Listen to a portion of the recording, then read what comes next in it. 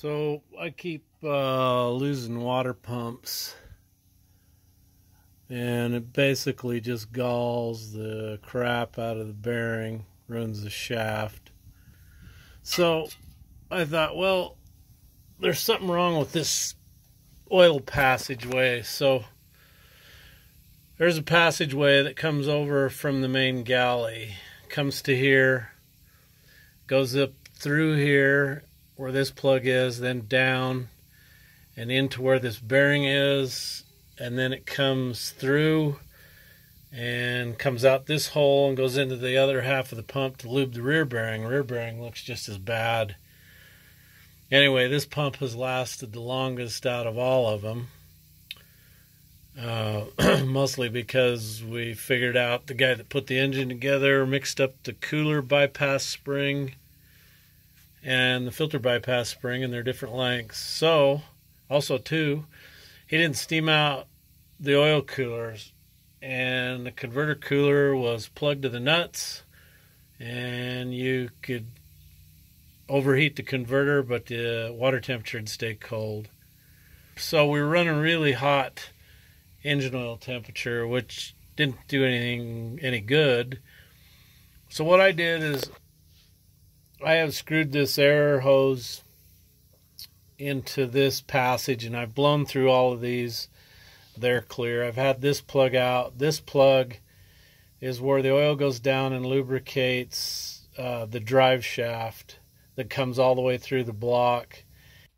So on a D9, there's a drive shaft. It's driven off the back of the motor, comes clear to the front, has two bearings here and a thrust plate, and it's lubricated by the same oil passage that the water pump bearings are lubed from. And I have blown air through the water pump where it gets its oil. There's the front, through this hole here that goes through the block and over to the number 1 main bearing oil galley. I've taken the plug out over there and I've blown air through it, and I get good airflow. There's this thrust plate that goes on here, and it shows something right there. And I know from sticking a wire up through, there's a plug hole here, and it sends oil out this passage into the front cover and around to the pump. But I know it goes off to the Joneses and somewhere else. This one has lasted the longest. We've noticed that the general water temperature is down since we put the switchblade turbo on. It seems to run quite a bit cooler.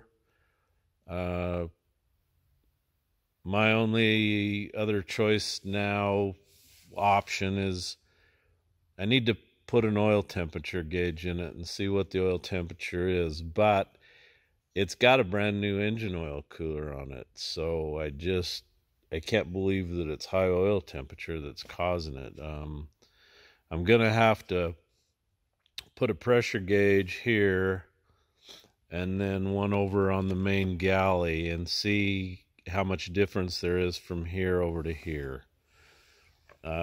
See what's going on. Don't seem to be experiencing a huge loss in pressure across there. I took 200 psi air and blew through here over through there, and it seems to be free. So I don't get it here. Anyway, I don't know if, I'm sure there's a bearing. There's a couple bearings in there and then a thrust plate in here, and it lubes all that. So those are all clear. So I've opened up the air, and I took the number 1 main bearing galley plug out, and we've blown air through it, and it just screams air out over through the galley. So how could I not have plenty of oil delivery to this pump if there's no blockages? It's been a gazillion years since I've seen the front of a 353. but there's a plate that goes in there, the thrust plate, and it tells you have to put it on the right way, and there's a couple of O-rings. And I'm thinking the O-rings are between the cover and the gasket. I'm not 100% sure it's in that plate. But the hole does not go absolutely over straight into this. It's back here and it's on an angle. So anyway, for the life of me, I cannot figure out what in the hell is going on. I'm at my wit's end. Short of taking the front cover off, I haven't got a clue. But here's what we're going to do when we put it back together. I'm going to put a pressure gauge out of this port right here and a pressure gauge over on the main galley and see if there's a huge difference or not. And then I guess we'll go from there. Okay, D9 update. So we've been working our little butts off to rebuild the water pump and the belt tensioner. And I've put a pressure gauge on it, and cold I got about 40 pounds of pressure to the pump and about 50 on the main rifle.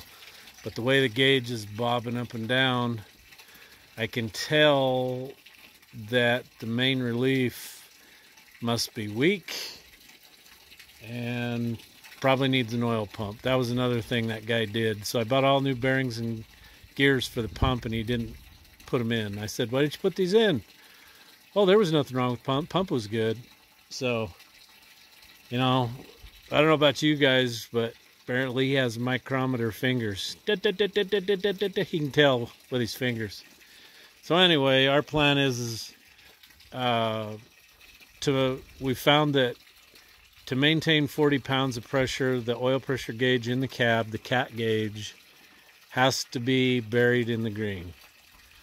So when she's hot and you let go of the throttle, you need to maintain the pressure up clear to the end of the green. And then I don't think we'll have a problem, because I imagine when you get this oil really hot and idle it down, it probably goes to 10 pounds. Because we stalled the converter and got temperature up, and at low idle it went down to 15. That's not enough. This ain't no Cummins. This is not the low oil pressure leader. So when you got to put new antifreeze in a D9, you don't come home with plastic jugs. You just don't. It'll take half that barrel to fill this big old girl.